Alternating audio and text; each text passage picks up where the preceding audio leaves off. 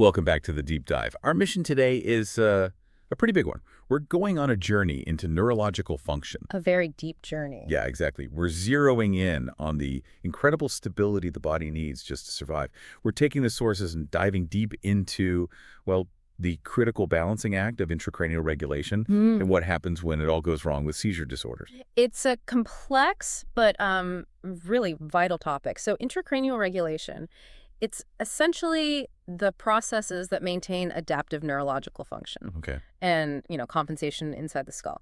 If you imagine the brain as this high-performance electrical and hydraulic system, IR is the constant management of all of it. So fluid flow, chemical concentration. And most importantly, pressure. I love that analogy. A hydraulic system under constant pressure management. Okay, let's unpack this by starting with the fundamental machine itself. Yeah. The nervous system. Right. It's a master coordinator that regulates and integrates, well, everything are. Muscle movements, senses, mental abilities, emotions, all of it. The central command. So when we look at the structure, the nervous system breaks down into two major components. You've got the central nervous system, or CNS. The brain and the spinal cord. That's your primary command center, right? The operating system. And then extending out from that command center, we have the peripheral nervous system, or PNS. The wiring. The entire wiring network, the cranial and spinal nerves.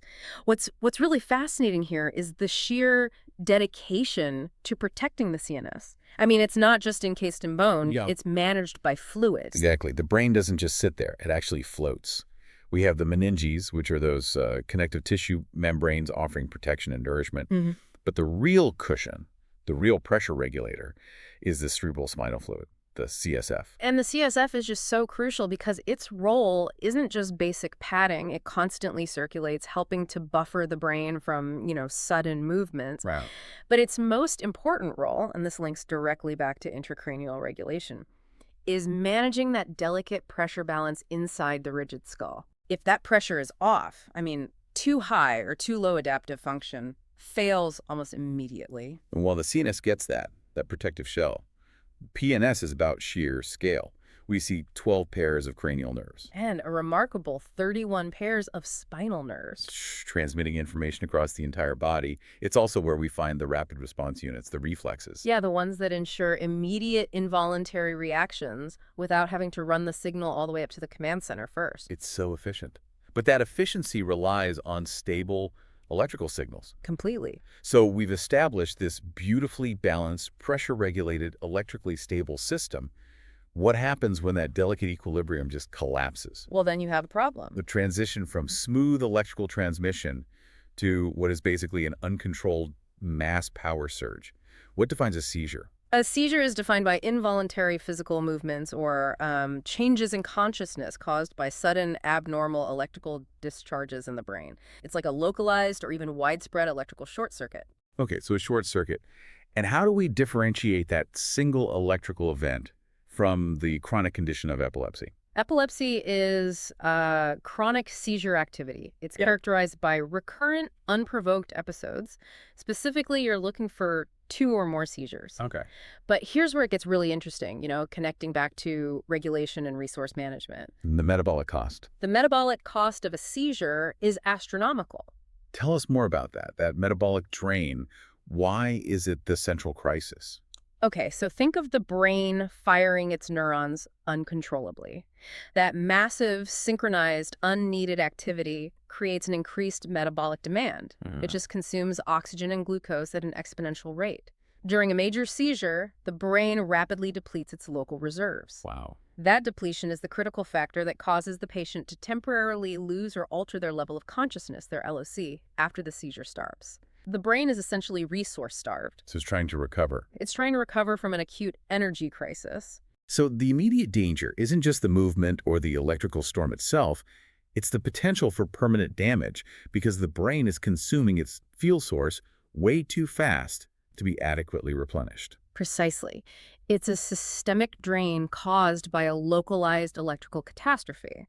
That resource depletion is really the reason we categorize these neurological events with such clinical urgency. Okay, so let's guide the listener through the main ways these electrical storms manifest, starting with where the chaos begins. We have focal seizures. Right, sometimes called partial seizures. Where the activity is limited to one specific area of the brain. The person can be fully aware during the event, or they might have impaired awareness. Yeah, it really depends on the brain region involved. And the alternative is the full system shutdown, Yeah. generalized seizures. These are defined by abnormal electrical discharges that originate from both hemispheres of the brain at the same time. A bilateral onset that affects the entire system from the start. Exactly. And within that generalized category, the physical presentations are, they're incredibly varied.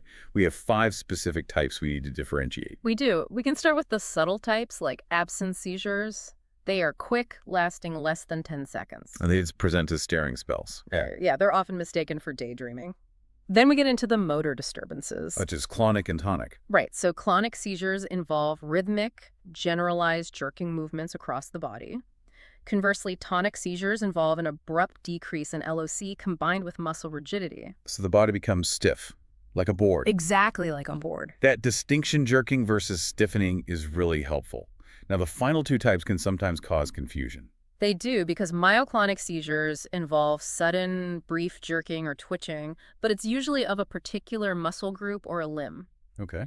And finally, atonic seizures or drop attacks involve a sudden, complete loss of muscle control. The person just collapses immediately. Wait, okay, hold on. If myoclonic seizures are characterized by jerking of a particular muscle group, how are they still classified as generalized seizures? That's a great question. Were the activities bilateral? That seems contradictory. It does, but it speaks to the precision of the classification. When we classify a seizure as generalized, we're talking about the origin of the electrical storm. The starting point. The starting point. Yeah. It starts in both hemispheres. Myoclonic seizures are generalized in origin, but the manifestation, the visible twitch or jerk, can appear localized to a specific muscle group. I see. The crucial difference is the underlying bilateral electrical discharge that initiated the whole event. That clarifies the distinction, then, between the starting point and the physical symptom. Now, shifting to urgency, the sources highlight 2 critical situations. Yeah. Status epilepticus is the most dire. Absolutely. Status epilepticus is defined as a seizure lasting longer than 5 minutes, OR, and this is critical. Multiple seizures. Multiple seizures occurring without the patient recovering their normal level of consciousness in between. This is a profound medical emergency. Because the brain is stuck in that massive consumption state. Exactly. Every single minute increases the risk of neuronal death due to that sustained oxygen and glucose depletion. And the other critical non-chronic type we often see in children. The febrile seizure. This typically occurs in children ages 6 months to 5 years. It's caused not by a chronic condition, but by a rapid temperature rise. Usually above 101 Fahrenheit. Right, often linked to an acute illness. It just underscores how sensitive the developing nervous system is to severe, rapid systemic changes like a fever. Once a seizure disorder is chronic, the management strategies are, they're broad and varied. We see surgical options, a massive arsenal of anti-seizure drugs, and a variety of complementary approaches are mentioned.